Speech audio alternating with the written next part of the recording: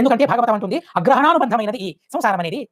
భగవంతునికి అజ్ఞానం లేదు కనుక, అజ్ఞానం సర్వథా ఆ భగవంతునికి లేదు కనుక, అజ్ఞానం లేదు కనుక, అగ్రహణానుబంధమైన సంసారం కూడా, గుణ సంప్రవాహం కూడా ఆ భగవంతునికి లేదు, సంసారం అనేది లేదు. ఎంత చక్కగా స్థుతిస్తూ ఉన్నారో చూడండి. ఎవరి అజ్ఞానం అంటే భగవంతుని యొక్క అజ్ఞానం. ఎవరైతే భగవంతుని జ్ఞానాన్ని సంపాదించుకున్నారో, జ్ఞానం అంటే ఏదో భాగవతాన్ని చదివి జ్ఞానం సంపాదించుకోవడం, వేదాలను వల్లవేసి జ్ఞానం సంపాదించుకోవడం మాత్రమే కాదు, అది కూడా ఉండాలి. అంత మాత్రమే కాదు, భగవంతుని అపరోక్ష జ్ఞానం కలగాలి. ఏంటి అపరోక్ష జ్ఞానం అంటే? అంటే అది మానసమైనది. మనసుతో భగవంతుని చూడటం, కళ్ళతో భగవంతుని చూడటం కాదు, అది అపరోక్ష జ్ఞానం అనిపించుకోదు. కనుక మనసుతో భగవంతుని చూడాలి. అలా మనసుతో భగవంతుని చూడటం అనేది ఏదైతే ఉందో అదే అపరోక్ష జ్ఞానం. అలాంటి అపరోక్ష జ్ఞానం ఎవరికి కలిగిందో వారికి ముక్తి నిశ్చితం. అనతి కాలంలోనే వారికి ముక్తి సిద్ధమవుతుంది. భగవంతునికి తన గురించి తనకు జ్ఞానం ఉందా లేదా అంటే, సోవైత్ తద్ బ్రహ్మ అవేత్. ఏమని? అహం బ్రహ్మాస్మీతి. నేను బ్రహ్మ అని ఎవరు అనుకున్నారు? నేను అనుకోవడం కాదు. నేను బ్రహ్మ ఎలా కాగలను? బ్రహ్మ అంటే గుణ పరిపూర్ణుడు, అభివృద్ధిని సంతరించుకున్నవాడు అని అర్థం. బ్రహ్మ అంటే ఏంటి? బ్రహ బ్రహి వృద్ధౌ. బ్రహ అనే క్రియాపదానికి ధాతువుకు వృద్ధి అనే అర్థాన్ని కోసం చెబుతుంది. కనుక బ్రహ్మ అంటే గుణపూర్ణుడు అని అర్థం, గుణాలతో అభివృద్ధిని సంతరించుకున్నవాడు అని అర్థం. అసలు గుణాలే లేని వాడిని నేను బ్రహ్మ ఎలా కాగలను? కనుక నేను బ్రహ్మ కాదు. నేను బ్రహ్మ అని ఎవరు అనుకున్నారు అంటే, నేను అనుకోవడం కాదు. నేను అనుకుంటే ఎలా అవుతుంది? చూడండి, ఇంద్రుడే ఇప్పుడు ఏమనుకున్నాడు? త్రిలోకాధిపతి నేను అనుకున్నాడు. అదేంటి, తను త్రిలోకాధిపతి కాదా అంటే, త్రిలోకాధిపతి తను అవును, నిజమే. కానీ స్వతంత్రంగా నాకు ఆధిపత్యం లభించిందనే అహంకారం తనలో ప్రవేశించింది కనుక ఆ అహంకారం శాంతమయ్యేలా భగవంతుడు చేశాడు. ఇలా త్రిలోకాధిపత్యమే భగవదధీనమైన తర్వాత ఇక బ్రహ్మ ఎవరు కాగలరు? భగవంతుడు ఎవరు కాగలరు? భగవంతుడు అయ్యే సామర్థ్యం ఎవరికి ఉందని? గుణ పరిపూర్ణతను సంతరించుకునే సామర్థ్యం ఎవరికి ఉందని? అసలు ఎవరికీ లేదు. లక్ష్మీదేవికి కూడా గుణ పరిపూర్ణతను సంతరించుకునే సామర్థ్యం లేదు.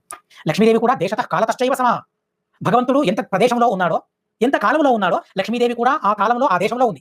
దేశతః కాలతః భగవంతునికి సమానమైనది లక్ష్మీదేవి. అన్ని దేశాలలో అంత కాలంలో లక్ష్మీదేవి ఉంది. కానీ భగవంతుడు ఎలా గుణపరిపూర్ణుడైనాడో అలా లక్ష్మీదేవిలో గుణ పరిపూర్ణత అనేది లేదు. కనుక దేశతః కాలతశ్చైవ సమవ్యాప్తాచ తేనయ తథాపి అనుగుణా విష్ణోః సాలక్ష్మీర్మే ప్రసీదతు అని యాదవారు చాలా చక్కగా లక్ష్మీదేవిని స్తుతించారు. దేశతః కాలతశ్చైవ సమవ్యాప్త. దేశతః కాలతః సమవ్యాప్తి కలిగినది లక్ష్మీదేవి అయినా కూడా తథాపి అనుగుణ. భగవంతునిలా గుణములతో వ్యాప్తిని సంపాదించుకున్నది లక్ష్మీదేవి కాదు, అనుగుణ. న్యూన గుణములు కలది లక్ష్మీదేవి, అనంతాంశాలతో న్యూన గుణాలు కలది లక్ష్మీదేవి భగవంతుని కన్నా. కనుక భగవంతుని ఆ గుణసామ్యాన్ని సంపాదించుకునే సామర్థ్యం లక్ష్మీదేవికి కూడా సాధ్యం కాదు. అలాంటప్పుడు మనుషులకు ఎలా సాధ్యమవుతుంది? కనుక చాలా అద్భుతంగా ఇంద్రుడు స్తోత్రం చేస్తూ ఉన్నాడు. గుణ సంప్రవాహ న విద్యతే తే అగ్రహణానుబంధ. అజ్ఞానానుబంధమైన అజ్ఞానం వల్ల మనిషిని పీడించే ఈ సంసారం అనేది అసలు కృష్ణునికి లేదు. చాలా చక్కగా మనం స్తోత్రాన్ని వినాలి. టెక్స్ట్ మళ్ళీ నేను దాన్నే చెబుతాను, మూలాన్ని గమనించండి మీరు. భాగవతంలోని మూల పదాలను మీరు గమనించండి. అగ్రహణానుబంధ గుణ సంప్రవాహ న విద్యతే. అగ్రహణానుబంధమైన గుణ సంప్రవాహం ఈ కృష్ణునికి లేదు. అంటే ఈ భగవంతుడు, ఈ కృష్ణుడు సగుణ బ్రహ్మ అని అంటారు కదా. సగుణ బ్రహ్మ అని కాదు, ఈ భగవంతుడు కూడా పరబ్రహ్మయే. ఈ బ్రహ్మ కూడా పరబ్రహ్మయే. కనుక అలా భగవంతుని స్తోత్రాన్ని చేస్తూ ఉన్నారు. అథాపి దండం భగవాన్ బిభర్తి ధర్మస్య గుప్తే ఖల నిగ్రహాయ. మాలాంటి వారు దారి తప్పినప్పుడు శిక్షించాలనే ఉద్దేశంతో నువ్వు చేపట్టే ఈ ఉపాయాలు ఏవైతే ఉన్నాయో, మానభంగం చేయాలనుకున్నావు.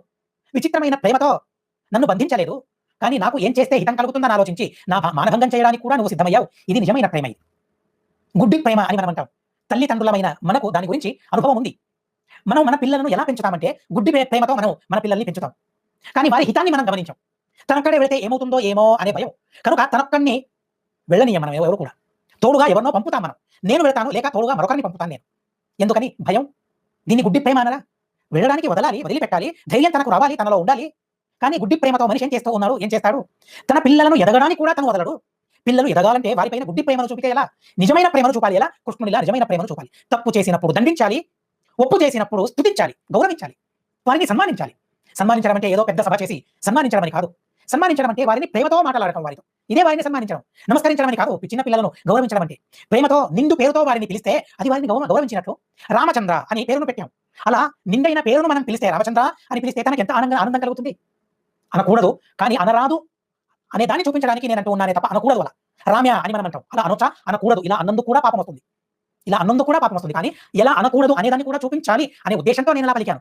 చిన్న పిల్లలన్నంత మాత్రాన అరపేరుతో వారిని పిలిస్తే ఎలా? కాదు, పూర్ణమైన పేరుతో వారిని పిలవాలి. అలా పిలిస్తే వారిని గౌరవించినట్లు. అలా వారు మంచి పనిని చేసినప్పుడు గౌరవించాలి, ఒప్పున్నప్పుడు అంగీకరించుకోవాలి, సన్మానించాలి, గౌరవించాలి. అలాగే తప్పు చేసినప్పుడు దండించాలి. తప్పు చేసినప్పుడు కూడా పోవటం కాదు, పొగడతలతో తనను నింపేయడం కాదు. ఇదే గుడ్డి ప్రేమ అంటారు. ఇలాంటి గుడ్డి ప్రేమ భగవంతునిలో లేదు కాక లేదు. కనుక మనల్ని శిక్షిస్తాడు భగవంతుడు. అలా ఏదో శిక్షణ ఇచ్చినప్పుడు సంతోషంతో దాన్ని అనుభవించాలి. మనం అనుభవించాడు ఇంద్రుడు. అనుభవించి ఇంద్రుడు అంటూ ఉన్నాడు, దండం భగవాన్ బిభర్తి ధర్మస్య గుప్తి ఖల నిగ్రహాయ. ధర్మాన్ని సంరక్షించడం కోసం, దుష్టులను నిగ్రహించడం కోసం నువ్వు శిక్షించడమే తప్ప నీకు అసలు క్రోధం ఉందా? మాకు అహితం కలగాలనే భావన నీకుందా? లేదే అని చాలా చక్కగా అద్భుతంగా స్తుతించాడు. క్షంతుం ప్రభోధర్హసి మూఢచేతసః మైవం పునర్భూన్మతిరీశమే సతి తవావతారోయమధోక్షజేః భువో భరాణాం రుభార జన్మనాం. క్షంతుం ప్రభోధర్హసి. నేను చాలా తప్పు చేశాను కృష్ణ, ఆ తప్పు ఎలాంటి తప్పని కూడా చెప్పడం నా వల్ల సాధ్యం కావడం లేదు. చాలా గొప్ప నేరాన్ని, చాలా పెద్ద నేరాన్ని నేను చేశాను. అంటే నేరంలో కూడా గొప్పవి, చిన్నవి అని ఉన్నాయి. కనుక నేను చేసిన నేరం ఎలాంటిదంటే అసలు నేరాలలోనే, అపరాధాలలోనే గొప్ప నేరం అది. ఎందుకని? నిన్ను నేను అవహేళన చేశాను. నిన్ను అవమానపరిచాను. నీ భక్తులకు సంకటం కలగాలని, వారిని సంహరించాలని పూనుకున్నాను. ఇది గొప్ప పాపం కాదా నేను చేసింది? నేను చేసిన ఆ పాపాన్ని క్షమించాలని ఎంత చక్కగా వేడుకుంటూ ఉన్నారో చూడండి. క్షంతుం ప్రభోధర్హసి మూఢచేతసః మైవం పునర్భూః మతిరీశమే సతి. మరోసారి ఇలాంటి బుద్ధి నాకు కలగకూడదు. నిన్ను అవమానపరచాలి అనే భావన, నీ వారిని సంహరించాలి, వారిని బాధ పెట్టాలి అనే భావన అసలు నాకు కలగకూడదు అని భగవంతుని ప్రార్థించాడు. మయేదం భగవన్ గోష్ఠనాశాయ ఆసారవాయుభిః చేష్టితం విహతే యజ్ఞే మానినః. తీవ్రమన్యున చాలా కోపం కలిగింది నాకు. ఎందుకని? ఇంద్రయాగాన్ని నువ్వు చెయ్యొద్దని చెప్పావు కనుక నీపైన కోపం, నీ వారిపైన కోపం, క్రోధాన్ని నేను చూపించాను. మళ్ళీ మళ్ళీ క్షమించాలని వేడుకుంటూ ఉన్నాడు. ఈశ్వరం గురుమాత్మానం త్వామహం శరణం గతః. ఈశ్వరుని నేను అనే భావన ఇంతవరకు నాకు ఉండేది. ఇకపైన నువ్వు ఈశ్వరుడివి అనే భావన నాలో మేలుకొంది కనుక నిన్ను స్తుతిస్తూ ఉన్నానన్నప్పుడు భగవంతుడు నవ్వుతూ ఇంద్రుని ఆశీర్వదిస్తూ ఉన్నాడు. మయాతే కారి మఘవన్ మఖభంగోను గృహత మదనుస్మృతయే నిత్యం మతస్య ఇంద్రశ్రయాభృశం. ఆ ఇంద్రలోక సంపద ఏదైతే ఉందో ఆ సంపద నీకు ఉండటం వలన ఇలాంటి అహంకారం, ఇలాంటి మదోన్మాదం నీకు కలిగింది. ఆ మదాన్ని పరిహరించడానికి, ఆ మదాన్ని తొలగించడానికి నేను ఈ మఖభంగాన్ని, యజ్ఞభంగాన్ని నేను చేశానే తప్ప, నిన్ను అనుగ్రహించడానికి మఖభంగాన్ని చేయించానే తప్ప నిన్ను సాధించడానికి ఇలా చేశానని నువ్వు అనుకోవద్దు. నేనేం చేసినా మీ అనుగ్రహం కోసమే నేను చేస్తాను అనే భావన మీకు ఉండాలి. నీకుంది. మామైశ్వర్య శ్రీమదంధ దండపాణిం న పశ్యతి తం భ్రంశయామి సంపభ్య యస్య చేచ్ఛామి అనుగ్రహం. ఎన్ని తప్పులు చేసినా, ఎవరు నావారో, ఎవరికి నాపైన ప్రేమ భక్తి గౌరవాలు ఉన్నాయో వారికి ముఖభంగం కలిగించి వారిని అవమానపరిచి మళ్ళీ వారు సన్మార్గంలో ప్రవర్తించేలా చేయడం నా బాధ్యత, నా కర్తవ్యం. మీరందరూ కూడా నా సంతానం, మీరందరూ నా ప్రజలు. ఎలా వృందావనంలోని గోపాలకులు నా ప్రజలు, అలాగే ఈ లోకంలో ఉన్న చతుర్దశ భువనాలలో ఉన్న వారందరూ కూడా నా ప్రజలే కదా. ఇంద్ర, వీరు మాత్రమేనా కాదు, వీరిని సంరక్షించుకోవాలని నేను ఎలా పర్వతాన్ని ఎత్తానో, అలాగే నిన్ను సంరక్షించాలని నీలోని ఆ మద పర్వతాన్ని కూడా నేనే ఎత్తాను. దాన్ని ఎత్తేయాలని నేనే చూశాను.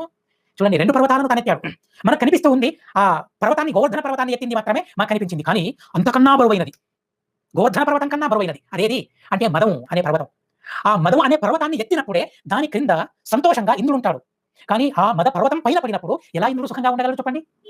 సుఖంగా ఉండలేరు. కనుక ఆ మద పర్వతాన్ని పైకెత్తి ఆ ఇంద్రుడు సుఖంగా ఉండేలా ఇంద్రుడు కృష్ణ పరమాత్ముడు చేశాడు. అలా ఆ మాటను చెబుతూ ఉన్నాడు. నీలో మదం అలా పెరిగింది కనుక మదైశ్వర మమైశ్వర్య మామైశ్వర్య శ్రీమదాంధ. ఐశ్వర్య శ్రీమదాంధుడు నన్ను కూడా చులకన చేసి చూస్తాడు, నన్ను కూడా అవమానపరుస్తాడు. అలాంటి వారి సంపద భ్రంశమయ్యేలా, నాశనమయ్యేలా నేను చేస్తాను. ఎందుకని? సంపద ఉన్నందువల్ల కదా. ఇలాంటి మదోన్మాదం తనకు, ఆ సంపదే లేకపోతే తను సుష్ఠుగా నన్ను స్మరించుకుంటూ ఉంటాడు, సంతోషంతో తను ఉంటాడు. కనుక వారిలోని ఆ మదోన్మాదాన్ని సంహరించడం కోసం, వారి ఐశ్వర్యం నాశనం అయ్యేలా నేను చేస్తాను. మళ్ళీ భగవద్భక్తులకు మంచి ఐశ్వర్యాన్ని నేను అందిస్తాను అని భగవంతుడు చాలా చక్కగా చెప్పాడు, ఆశీర్వదించాడు. ఆ తర్వాత స్థీయతాం స్వాధికారేషు యుక్తై విశ్రంభవర్జితై. నేను మీకు వహించిన ఈ అధికారాలు ఏవైతే ఉన్నాయో ఆ అధికారాలను ఎలా పాలించాలి కృష్ణుడు చెబుతూ ఉన్నాడు. గమనించండి మళ్ళీ. విశ్రంభవర్జితై, అసలు అహంకారం లేకుండా, రాగ మోహ మద మాత్సర్యాలకు వశం కాకుండా నేను మీకు ప్రసాదించిన ఈ పదవిని మీరు పాలించాలే తప్ప రాగద్వేషాలకు లోనై, ఆ రాగద్వేషాలకు బానిసలై ఈ లోకాన్ని పాలించడం ఏంటి అసలు? చూడండి, లోకాన్ని పాలించడం అంటే, లోకపాలకులు అంటే ఎలా ఉండాలి? ఆ లోకపాలకుల్లో తాత్కాలికంగా ప్రవేశించిన మదాన్ని కూడా మఖభంగం చేసి, ఆ మదోన్మాదాన్ని తొలగించి, వారిని పరిశుద్ధులుగా చేసి మళ్ళీ ఆ పదవిని పాలించేలా భగవంతుడు చూసుకుంటాడు. ఇలాంటి అప్రమత్తత భగవంతునిలో ఉంది కనుక నిరంతరము, ఇప్పుడు మనం చూస్తూ ఉంటాం కదా 24/7 నిరంతరము భగవంతుడే మనకు నాయకుడు. తన నాయకత్వంలోనే మనం ఉండాలి తప్ప మరొకరి నాయకత్వంలో మనం ఉండకూడదు అనే మాటను భాగవతం ఎంత చక్కగా బోధిస్తూ ఉందో చెప్పండి.